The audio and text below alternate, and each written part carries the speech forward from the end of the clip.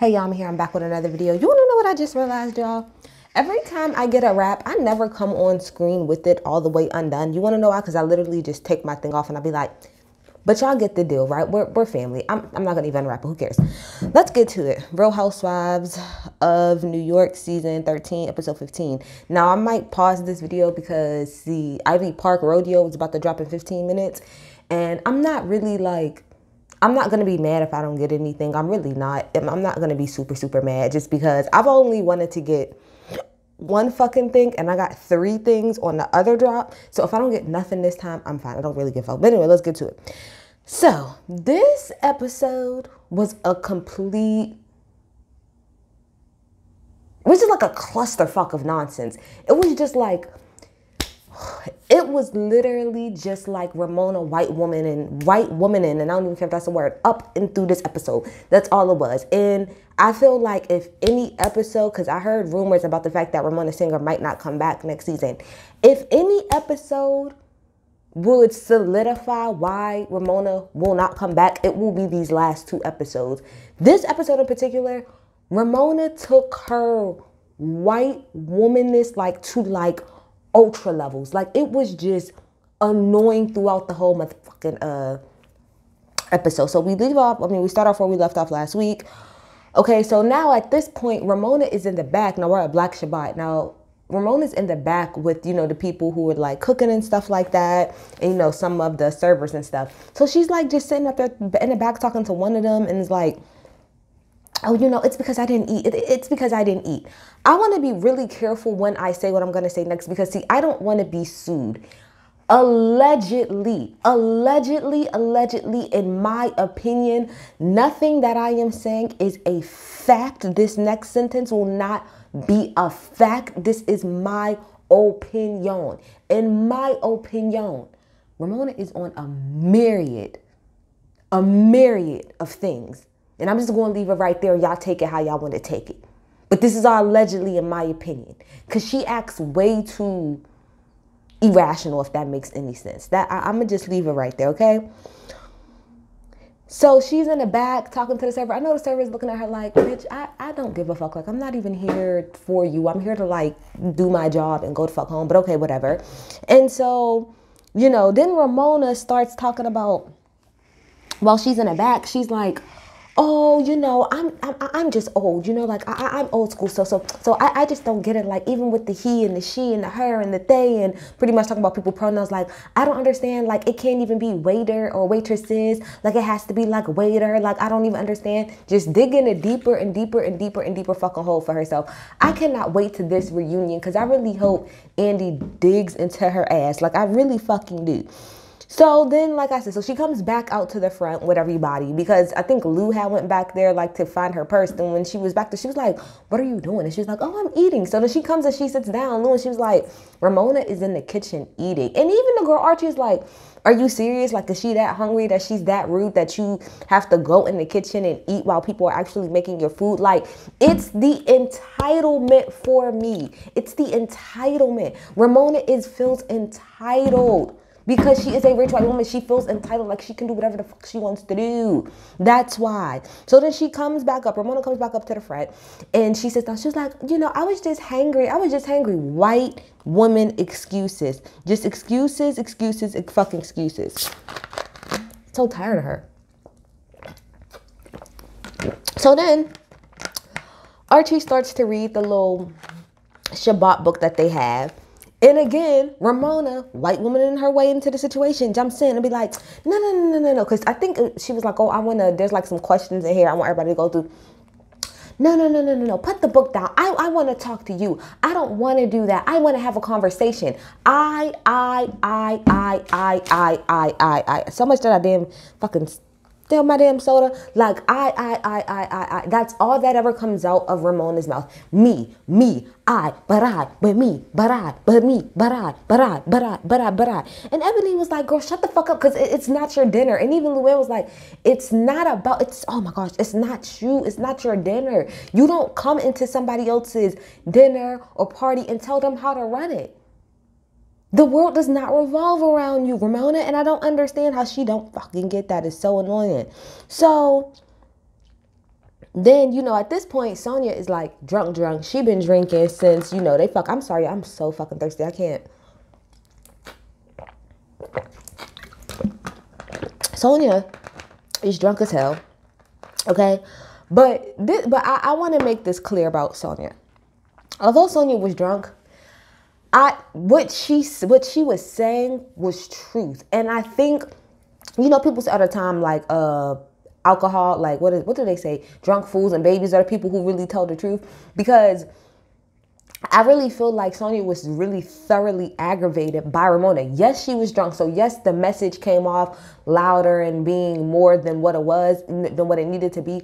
But her message was consistent, even when she became sober. Sonia pretty much was like this: you cannot try to use every situation as a social climbing situation. These are not people that you sit around and use to try to social climb to get a bigger this and a bigger that. And so you can meet somebody who has this and meet somebody who have that. Like, what work have you actually put in to help people like this? What work have you put in other than giving a few dollars, and you want to make it all about you? So granted, Sonia, I don't know why I keep saying that like that on camera. Sonia's rant, yes, it was alcohol filled, but she was telling the truth. And I think she's just fed up of Ramona and her elite. What is it? Elite? She's an elitist. That's what Ramona is. And I think Sonia is kind of tired of that. It's old. It's outdated. It's not. You right, Ramona, when you say you're old as fuck. You're old as hell. You're old. You're almost like 60 if you're not 60. You're old as fuck. Okay?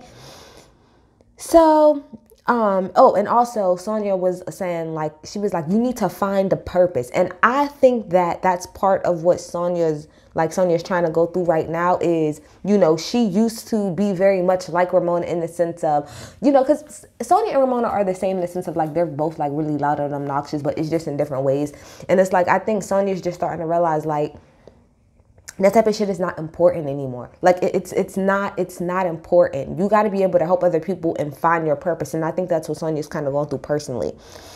So, like I said, in the back, Sonia's talking to Lou, and she was like, I'm just tired of Ramona being out of touch. Like, you can't read the fucking room. Like, you making us look bad pretty much. So then they go back. Everybody gets back to the table. And then one of the black ladies there is talking about how, she almost died giving birth. If y'all don't know, black women, like, we have, like, one of the highest rates as far as dying when giving pregnancy.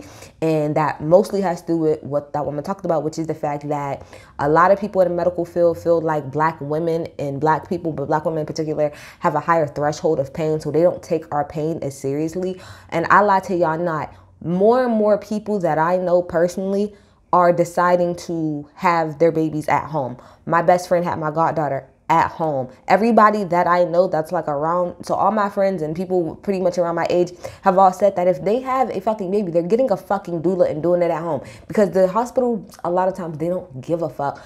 Somebody that I'm related to, their significant other had a sister pass away because she went to the hospital and she told them that she was not feeling well. She told them there's something wrong. I don't know what it is, but there's something really, really wrong with me.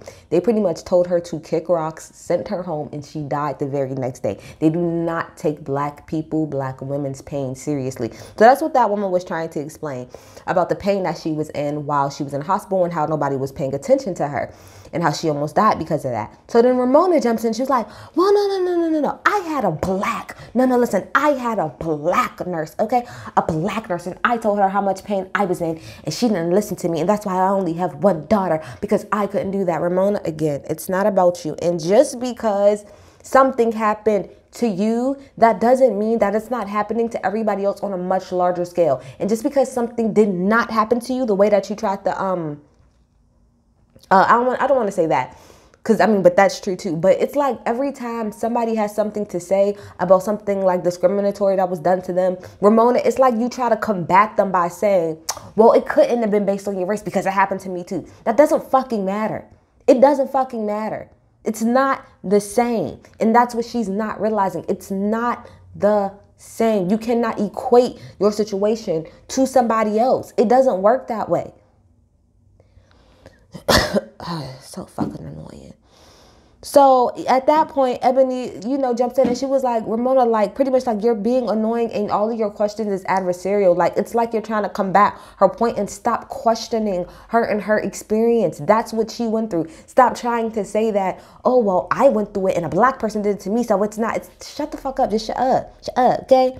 So then Ramona at this point, because remember, if it's not about Ramona and if she's not getting her way and if the conversation isn't what she likes, then guess what? Nobody's going to have a conversation and nobody's going to be happy anymore. And white people, oh my gosh, white women, certain white women love to fucking do that. I will keep bringing up that Bell because it just reminds me of that Bell Collective thing. When that white lady sat in that damn brunch amongst black women who were there specifically to talk about the challenges that they have as black women owning businesses. And because you were not the center of the conversation, you got up and made everybody else uncomfortable because it's really this thing of like, well, bitch, if I'm not happy, nobody's going to be happy. If I'm not comfortable, nobody's going to be fucking comfortable. That is literally the air that Ramona walks with, and she's not the only one. And it's just so like, oh my gosh, it's so fucking annoying.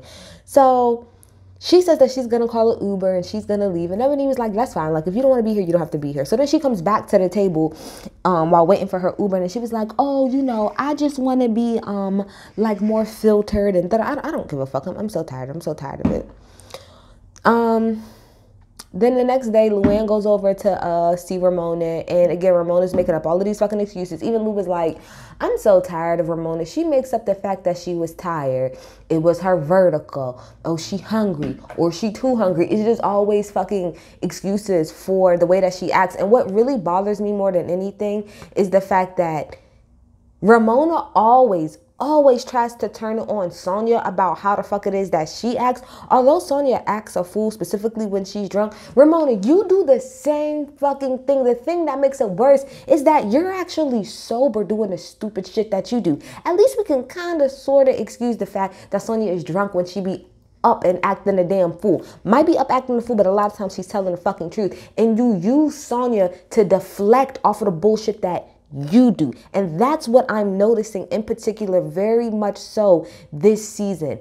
This season in particular, more than any, it is very obvious to me that to deflect from how trash of a person Ramona is, she wants everybody to focus on how Sonya is an alleged alcoholic, how she needs to calm down, how she needs to get it together. And I'm tired of it. I'm tired of it because I see right through it. This episode, I saw right through it. It's like I had an aha moment. I saw right through it. I sure did. So then, yeah, let's get to the end because I got 3 more minutes to this drop hits anyway. So then it was time for Lou, Ebony, and Ramona. They go meet with some people from the Fortune Society, which is, I think it's a group that helps people like transition out of prison and stuff. So one of the girls is explaining her situation about how she went to jail, why she went to jail. And Ramona, again, is interjecting every 5 seconds. No. Oh my gosh, I can't believe it. And she's really like, oh my gosh, I can't believe all of this happened. And Ebony was like, I guess maybe somebody in her bubble really doesn't pay it. I told y'all, if it don't affect Ramona's bubble, she don't give a fuck. So yes, it might be probably truly mind-blowing to her, half the shit. Because again, if you go under the mindset of, well, that's never happened to me, so I don't see how it could possibly happen to you, then yes, you will always be surprised when talking to specifically a black woman who went to jail. I'm just fucking tired of her. I don't even care anymore. At the very end, Ebony found out that she might have a past possible match. Like there's 3 different guys. They're all brothers and they might be her father. I really hope she figures that out and she gets that together. But Ramona, don't white woman your ass up and down my screen no more. I'm fucking tired, y'all. I'm out. Bye.